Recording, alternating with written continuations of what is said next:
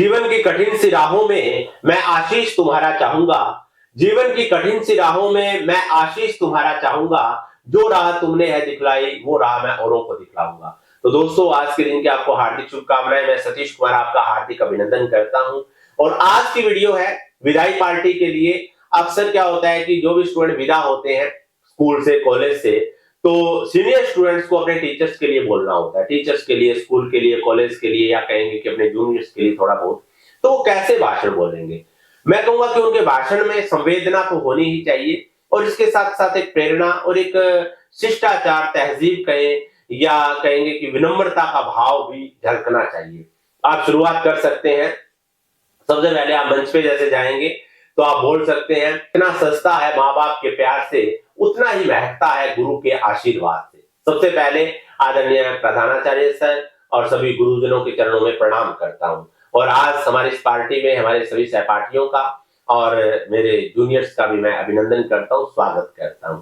और आज का दिन हमारे लिए बहुत ही यादगार है।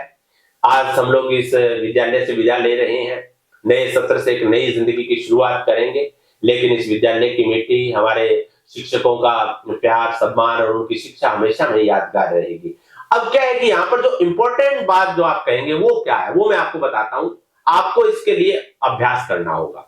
आप एक एक टीचर के बारे में बोल सकते हैं, कम से कम 5-7 टीचर्स के लिए जरूर बोलिए जो आपके टीचर्स हैं।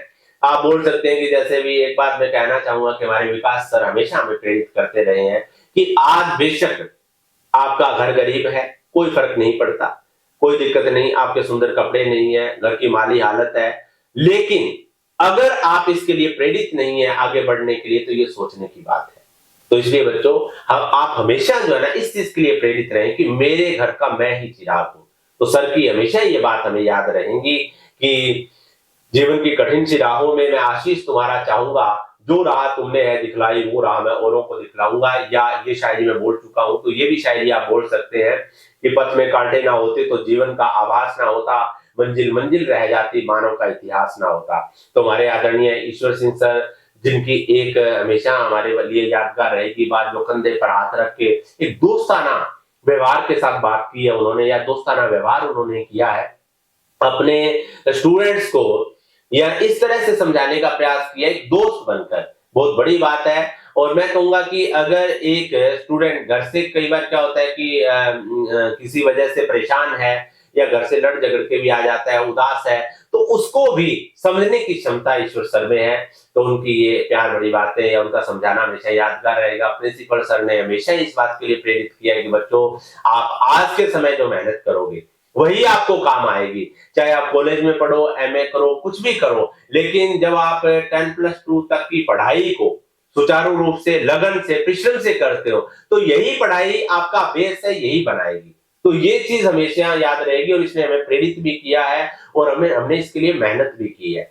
तो इसके लिए उनका भी धन्यवाद करता हूं। और एक हमारी मैडम है, मैडम चालू, जिन्होंने जैसे कि एक कहें कि जो एक शिक्षक होता है, शिक्षक क्या करता है कि अपने स्टडी को, अपना पाठ पढ़ाया और उतना ही, लेकिन इन्होंने अपनी जो भी हमें नॉलेज दी उसको जैसे कि विषय को व्यापक रूप से समझाने का इनका जो तजुर्बा है वो हमेशा हमेशा हमें याद रहेगा।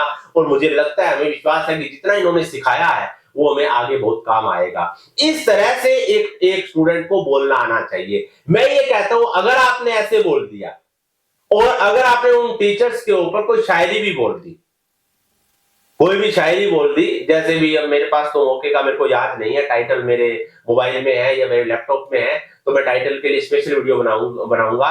तो आप जो है ना, अगर आपने उनके ऊपर स्पेशल शायरी भी बोल दी उनकी बात करते करते, तो मैं तो फिर तो कहता हूं कि आप 4 चांद लगा देंगे। तो इस तरह से अगर सीनियर स्टूडेंट भाषण देगा बहुत अच्छा होगा। बने रहिए स्वामी यूट्यूब चैनल पर, सीखते रहिए, बेहतरीन सीखिए दोस्तों। हमारी वेबसाइट healerbaba.com, इस पर जरूर विजिट करें, लिखा हुआ कंटेंट मिलेगा, टाइप किया हुआ हर तरह का।